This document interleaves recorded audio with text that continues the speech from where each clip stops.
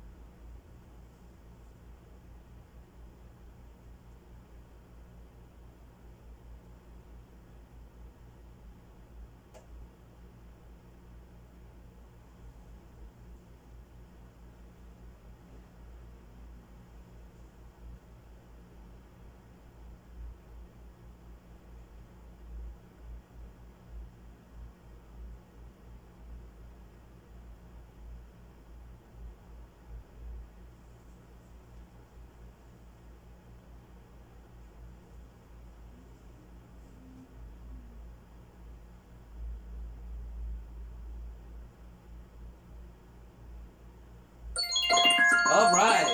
Alright. So now let's move on to activity number 2. Alright?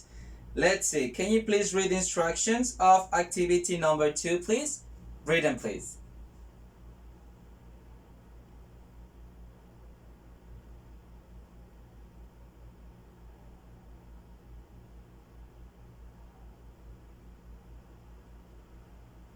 Alright, so it says, which photos show modifications that make the spaces more accessible for people with a disability?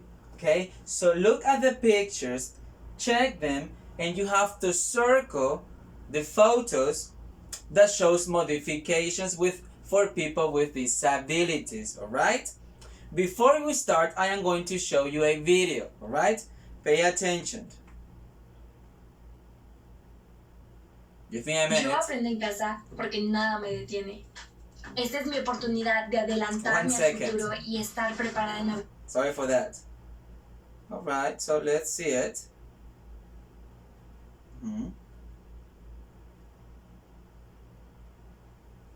Pay attention. This animation explains requirements for accessible toilet rooms in the ADA and ABA standards.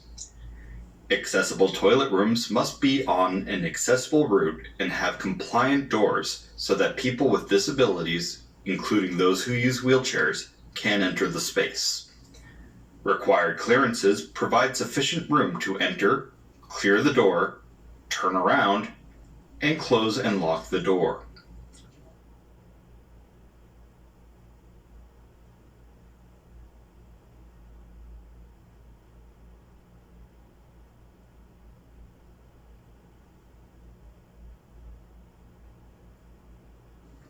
The clear floor space required at water closets accommodates a variety of transfers, including side transfers. Transfer techniques vary among users based on personal preferences and abilities, room layout, and other factors. Grab bars, side and rear walls are critical for transfer.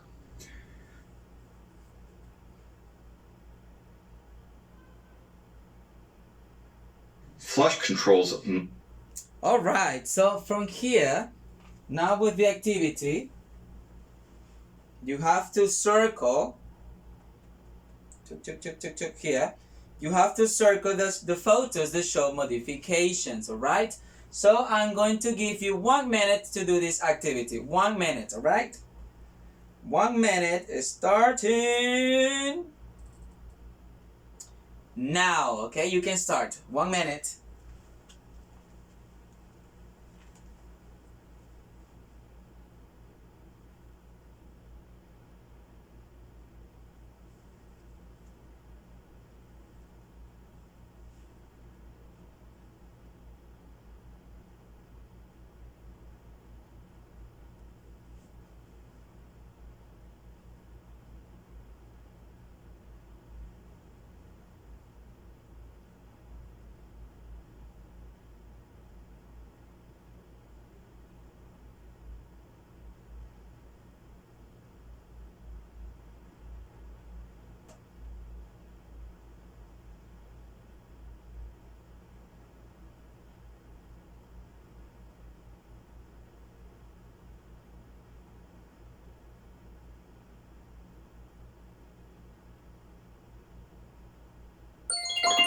All right.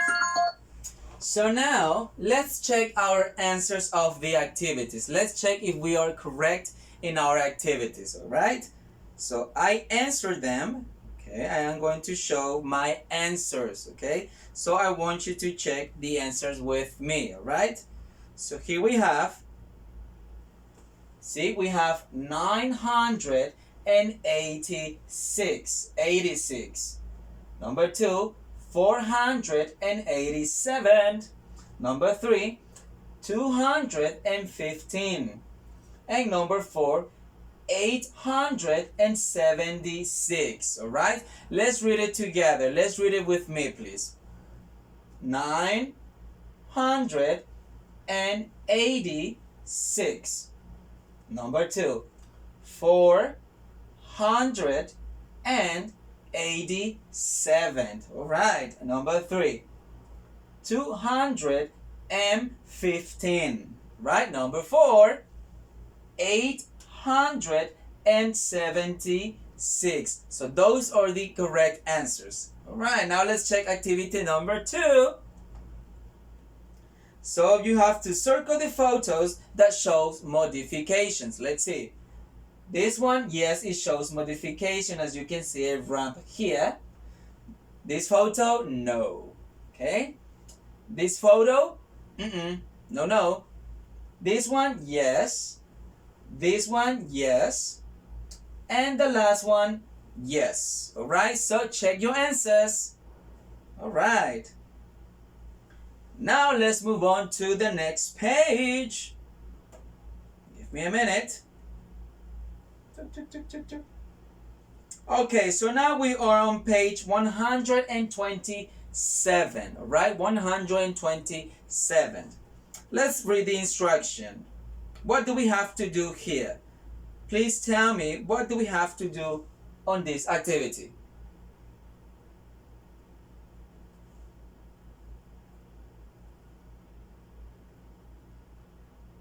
All right, it says circle the pictures that show someone conserving water. Conserving water.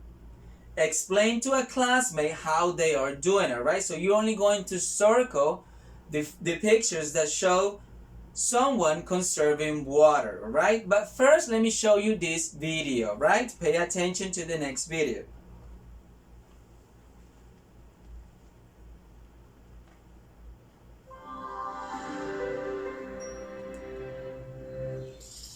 Hi, I'm Patty Kim from the Green Guide for Howdini.com. We're looking for simple solutions to green our homes, and we found a big problem that's sending our good intentions down the drain. I'm talking about how much water we waste every day. A lot of that waste happens right here in the bathroom. There's a reason Europeans call them water closets. From our toilets to our tubs, roughly 60% of all the water we consume in the home is used right here. So here's what you can do to cut that consumption in a meaningful way. First, an easy way to get big savings in water and energy is to install something called a low-flow shower head. And it looks like this. It'll not only cut your water usage by up to 20,000 gallons per year, but it'll save you at least 10% on the cost of heating your water. Another great idea, low-flow toilets. They're required for most new construction and use only a third of the water older toilets use. And if you put one of these guys on your faucet, it's called an aerator, you'll cut down on water use because the aerator actually mixes air bubbles into the stream, so you get just as much pressure with a lot less water. But let's say you don't want to spend any money on new fixtures. Well, here are 7 ways you can use less water without spending a dime. Number 1, turn the water off while brushing your teeth. Number 2, fill your sink with a little hot water and turn the faucet off while shaving. Number 3, fill a milk jug with stones and place it in your toilet tank to displace water. Number 4, fix any toilet and faucet leaks immediately. Number 5, don't use your toilet as a trash can. Number 6, reduce the time you spend showering by 2 minutes. And finally, number 7, as you're waiting for your bath water to warm up to the right temperature, you can actually save it to irrigate your lawn and flower beds later. You know, about 30% of the water we consume is used outdoors. Watering lawns and gardens is the biggest part of that, but here's a significant water drain you can cut out altogether. I'm talking about the weekly car wash. The average professional car wash uses about 35 gallons of water for each car, but if you do it yourself at home, odds are you'll use a lot more. You see, most garden hoses spray about 10 gallons per minute, so you can easily use up to 140 gallons of water, and you'll be sending oil, detergent, and other pollutants down the storm drain. Well, how about this for a novel idea? Something called a waterless car wash that you can actually spray on and wipe off without even a rinse. Well, EcoTouch's waterless car wash, this one here, uses just a few ounces of water per wash. And Lucky Earth's waterless car wash uses absolutely no water at all and will get you anywhere between 7 and 10 washes per bottle. And there you go, clean and green. I'm Patty Kim from The Green Guide for Howdini.com. All right. So now, let's do the activity. Give me a minute. I'm sorry for this. Give me a minute. All right, we go here, then test yourself, and let's go to the page. So now you have to circle the pictures, all right? I'm gonna give you 1 minute, all right? 1 minute is starting now, all right? 1 minute.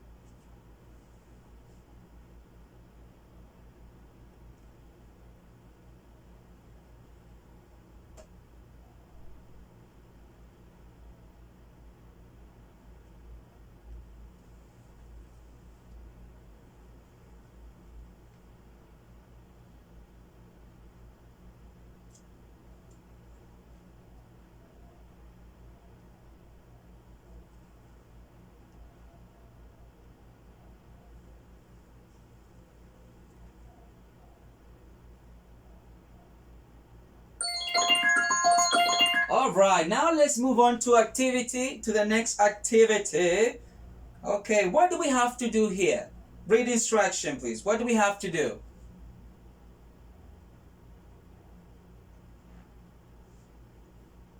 Okay, so on here, you're going to practice adding depth by adding shadows to the girl. Okay, we can see the girl here. And the cat, all right? Before you start, I am going to project a video, okay? So let's watch the video. Pay attention.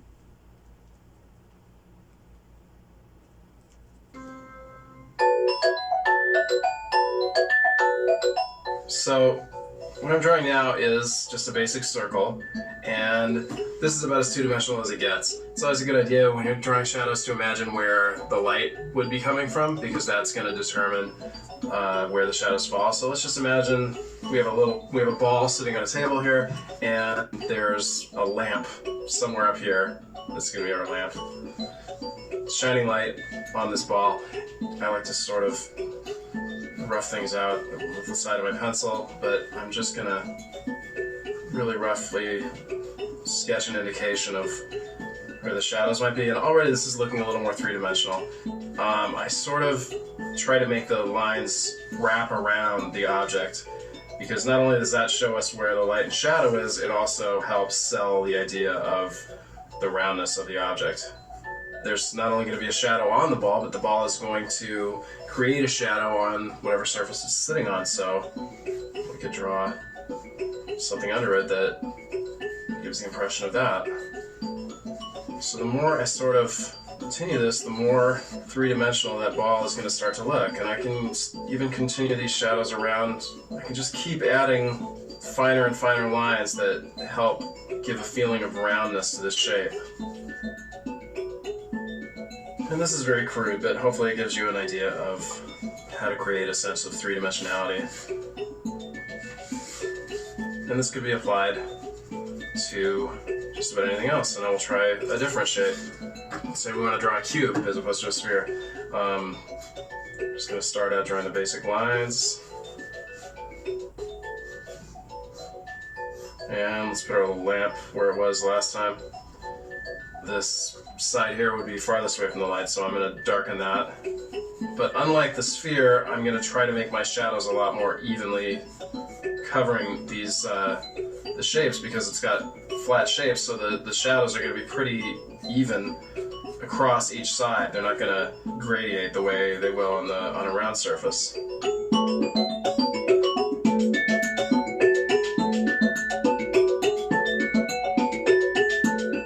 Shadows are sort of the most important tool that you have to make your objects or characters appear three-dimensional.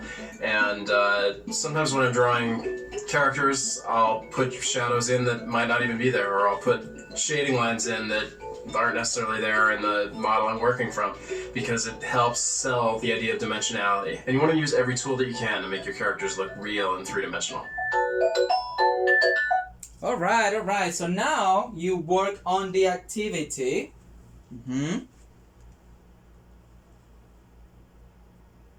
Now you have to work on the activity. Test yourself. I'm here. Okay, so you have to practice adding depth by adding shadows to the girl and the cat. So now for this activity, you will have 4 minutes. All right, 4 minutes.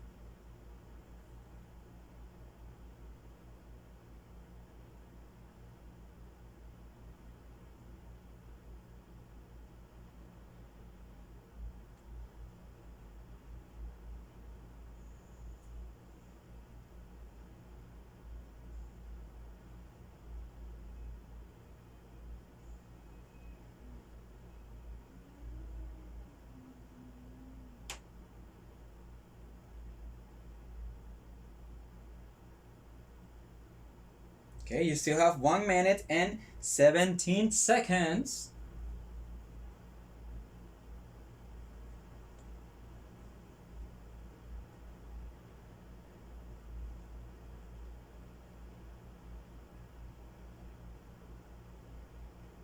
One minute.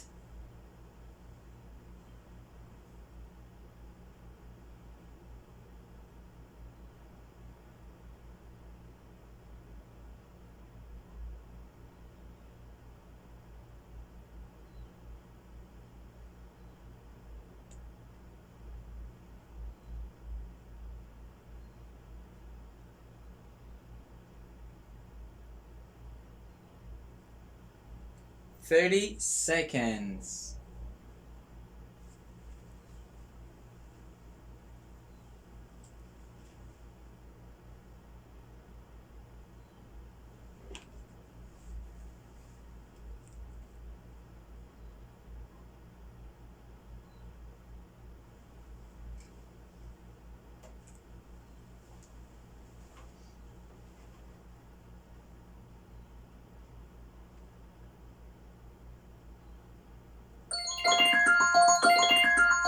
Alright, so now let's check our answers. Let's see what we have here. Okay, I have my own answers, so check your answers with me, please. Okay, remember, write the date, super important. So, picture number 1, it shows someone conserving water? No. Picture number 2? Yes. Picture number 3? Yes. Alright. Picture number 4? Yes. Picture number 5? No. Okay, and picture number 6? No. Okay, so check your answers. Now the last activity, this was my example, right? See, I add shadow here and there to the girl. Okay, those are my examples. Alright, so now we're gonna stop here and we're gonna continue with our learning log. Alright, stay tuned.